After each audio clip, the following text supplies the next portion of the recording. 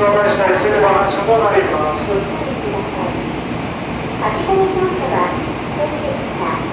見送りのお客様は柵から離れていただき、足元黄色い点字バッグ内側からお願いいたします。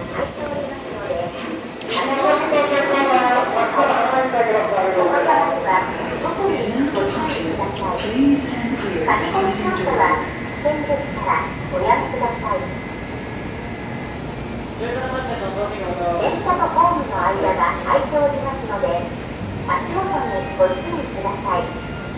お子様には特にご注意ください。駆け込み乗車は危険ですからごやめください。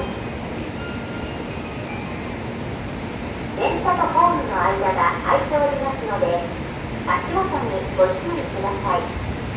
お子様には特にご注意ください。駆け込み乗車は危険ですからごやめください。電車とホームの間が空いておりますので、足元にご注意ください。お子様には特にご注意ください。駆け込み乗車は危険です。